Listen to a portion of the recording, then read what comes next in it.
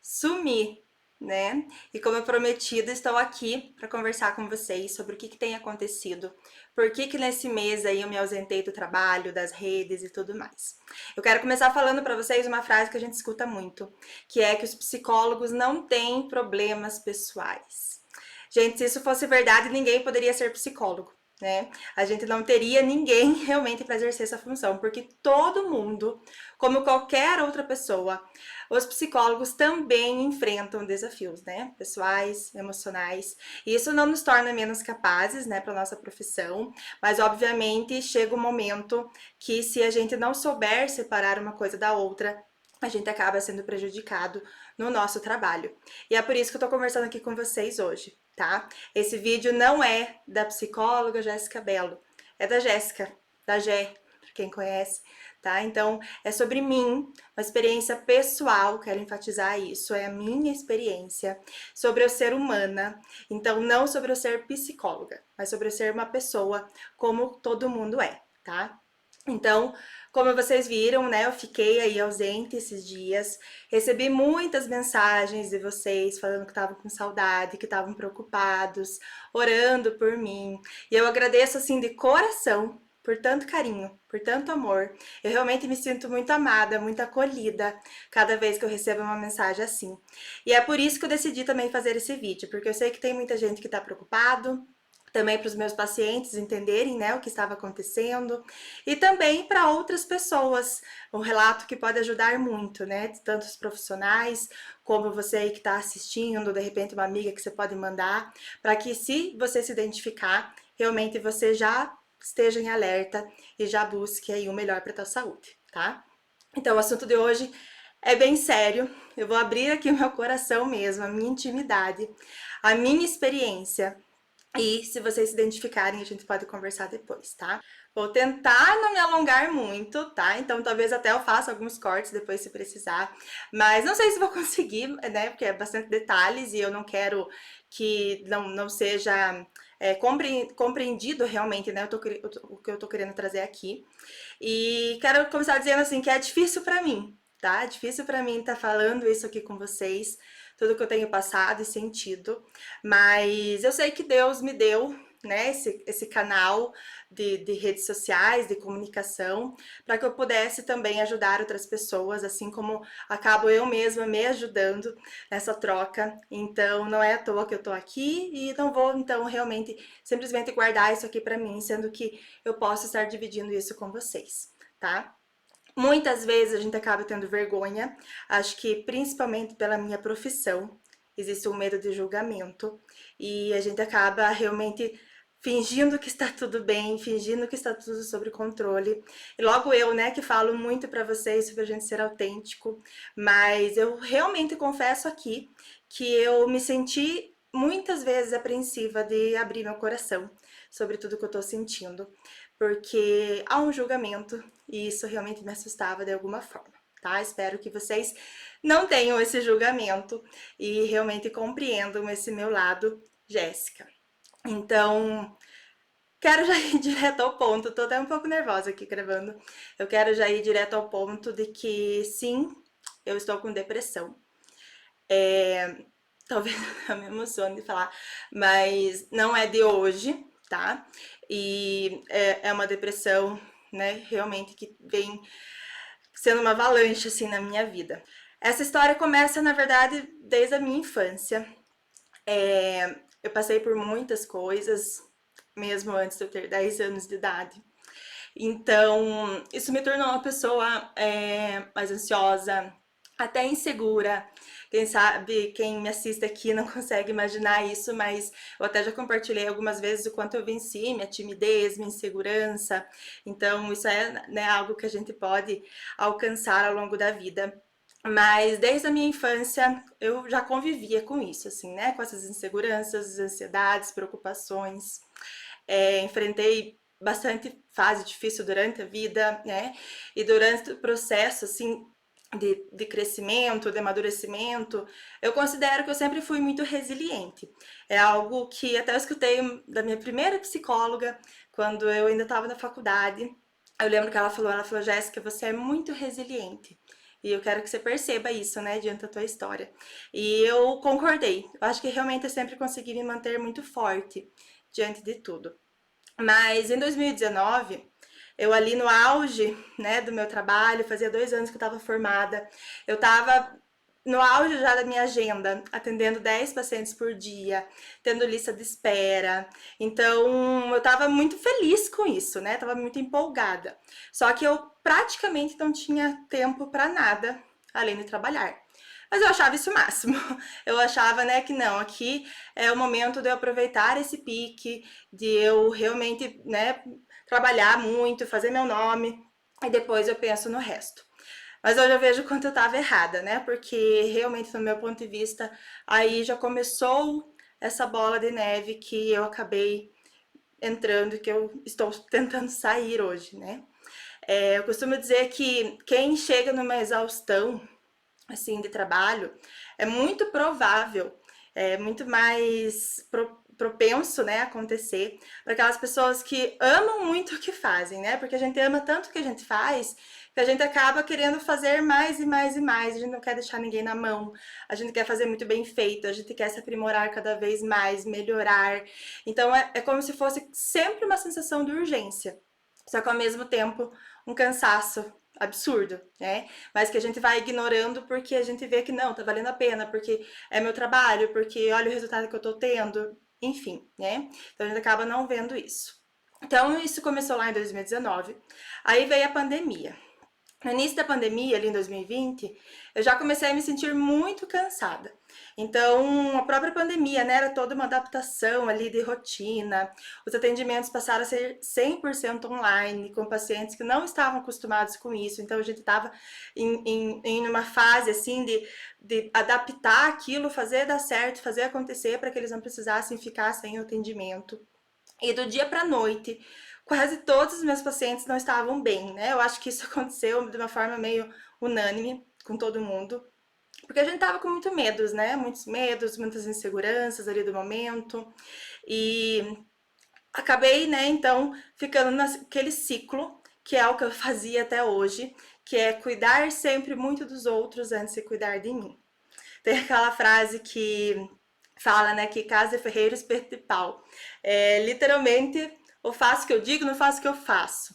Então, eu que sempre fico falando para meus pacientes, se priorizem, cuidem de você, façam por você, né, antes de ajudar o outro, cuide de você, para você poder ajudar o outro. Eu ajudava eles nesse processo, via a melhora de cada um, mas eu não estava fazendo isso por mim mesma. E eu reconheço isso hoje 100%, tá? E foi quando, assim, eu acho que por Deus, realmente, assim, eu acho que ele estava já me preparando, porque 15 uns 15 dias antes ali do meu irmão falecer, eu procurei uma médica para começar a tomar alguma medicação ali para ansiedade, porque eu tava muito ansiosa, né? Então era ali começo de junho da pandemia que começou em março, né? Então eu tava muito ansiosa, tava sobrecarregada, e aí eu procurei essa médica para começar a tomar um remédio para minha ansiedade. E aí, 15 dias depois, por isso que eu falo que foi por Deus, porque parece assim que eu já estava preparando meu organismo para o baque que eu ia ter, né? Porque 15 dias depois, ali, dia 17 de junho de 2020, foi o dia que eu vivi o pior dia da minha vida, né? Um dia que era para ser tudo normal, era uma quarta-feira, tudo mudou, né? Então, encontrar meu irmão ali de 29 anos, que era meu melhor amigo, tudo assim na minha vida, pessoa mais importante mesmo na minha vida. Encontrar ele falecido na cama, saber que ele já estava ali morto, sozinho, há horas, né? E eu sei que é pesado falar dessa forma, mas é como eu vejo na minha mente, sabe? Foi a coisa mais traumática que eu já vivi, né? Eu falo que praticamente eu nem lembro dele no velório, em outros momentos ali da pós-morte. Eu lembro dele no quarto. Eu lembro desse momento. Revivo isso muito na minha mente, os detalhes, até hoje. E isso me machuca muito, né? Para quem não sabe, até frisando aqui, meu irmão tinha epilepsia. Ele teve uma morte súbita que se chama SUDEP. após convulsionar, né, na noite anterior. Então, eu e minha família, a gente precisou enfrentar tudo aquilo, ser forte, se manter firme ali para conseguir enfrentar o luto, né?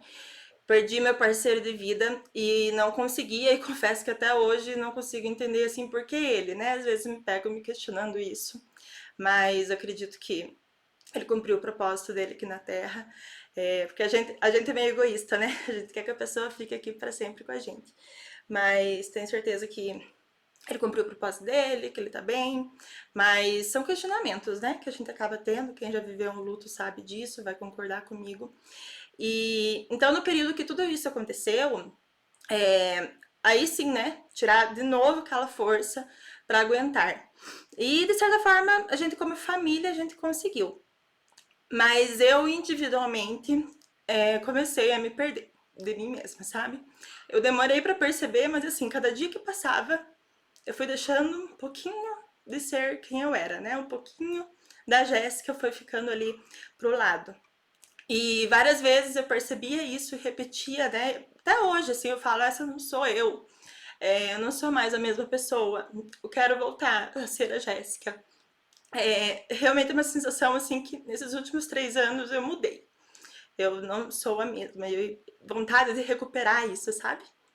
Então, é quase como se eu quisesse abrir um zíper, assim, nas minhas costas e sair de dentro, sabe? Como quem diz assim, essa aqui não sou eu e eu quero sair daqui para encontrar eu mesma. É uma sensação muito, muito doida, né? Então, aí, diante de todos esses sentimentos, eu fui em outra psiquiatra. Comecei a tomar antidepressivo, medicação para dormir. Só que mesmo com a medicação, meu sono começou a ficar completamente desregulado, até porque eu criei tolerância nessa medicação. E chegou um momento assim que eu não dormia mais. Eu virava noites acordada, tentava fazer várias coisas, higiene do sono, ler alguma coisa, respiração, até ajudava, mas eu via que era algo assim do meu corpo, ele não estava respondendo, sabe? Era algo bem mais forte ali do que eu. E resumindo, nesses últimos anos, além da psicoterapia, eu acabei passando por 3 psiquiatras, um neurologista e um neuropsicólogo. E nesse processo, com todos esses profissionais, eu passei por 5 medicações diferentes e hoje eu tô na 6ª medicação. E ter passado por tanta troca de medicação, não preciso nem dizer, né, o quanto que isso confundiu o meu organismo. Os remédios não faziam efeito e eu sentia que cada vez estava pior. Essa era a sensação que eu tinha. Cada semana eu tava com um sintoma diferente, tava com mal-estar, a minha imunidade ficou extremamente baixa, então eu comecei a ficar doente com muita frequência. Por qualquer coisa, eu já tava ruim. Ficava indo em outros médicos, né, para ver o que que é. Tive, né, questão de rim, virose, várias coisas assim, eu ficava tentando entender o que estava acontecendo, mas sempre voltava na mesma questão do emocional, também estar atrapalhando, também estar afetando, né? Claro, tinha questões físicas, mas muito disso era também questão emocional. E durante todo esse tempo, desde que meu irmão faleceu, eu tinha um medo assim inexplicável. Medo de morrer, medo que as pessoas à minha volta morressem. Parecia que sempre, a qualquer momento, eu ia receber uma notícia muito ruim e trágica, sabe? E nesse tempo, até recebi algumas notícias ruins, então, né, tive familiares ali que ficaram doentes, minha avó, meu avô, meu pai, né, questão de AVC, eu também, né, não estava bem, aí descobri, por exemplo, uma pneumonia no rim, daí já acho que é uma catástrofe, e por fim tá tudo bem nessa questão. Eu tive uma pessoa que eu me relacionei que cometeu um suicídio, infelizmente. Teve questão do meu noivo, que convulsionou inesperadamente e acabou se fraturando, e a convulsão já me remete, né, a questão do que aconteceu com o meu irmão. Então, tudo isso me apavorava, assim, né, ainda mais, e me deixava numa angústia muito grande, assim, realmente com a sensação de fragilidade, de vulnerabilidade, mas com todo mundo, assim, como se fosse acontecer sempre o pior. Tudo me deixava muito mal. E como o psiquiatra até me explicou, e fez muito sentido pra mim. É quase como se meu cérebro tivesse, né, falando de forma bem leiga aqui, é como se meu cérebro tivesse aprendido um caminho. Então ele aprendeu a ir num lugar de tristeza que ele nunca tinha ido antes.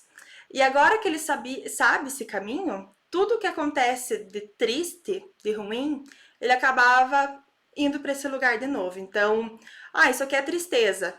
Ele me levava de novo para aquele lugar de uma tristeza extrema, mas é porque é o caminho que ele aprendeu. Então, realmente é essa sensação que eu comecei a ter, assim, de que qualquer coisa estava me deixando muito, muito mal. E o tempo foi passando e eu percebi que realmente não estava mais no controle ali da minha vida.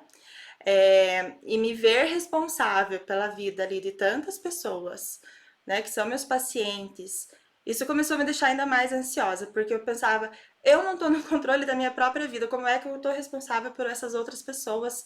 E comecei a me colocar nessa pressão também, né, porque eu não queria falhar e acabava falhando, e não queria falhar com eles, acabava falhando com eles, e não queria falhar comigo e acabava falhando comigo também. Então foi quando eu cheguei assim no meu esgotamento total, né? Então vejam que por essa linha aí que eu tô tentando trazer para vocês, eu já tô passando por isso há 3 anos. E eu fui ignorando, achando que dava conta. Talvez não teria ficado tão grave se eu tivesse percebido antes. Talvez não, com certeza. Mas eu fui achando que dava conta, tá tudo bem, é assim mesmo, o luto é assim mesmo, já passa. Mas, né, não foi passando. Comecei a ter crises de ansiedade muito fortes.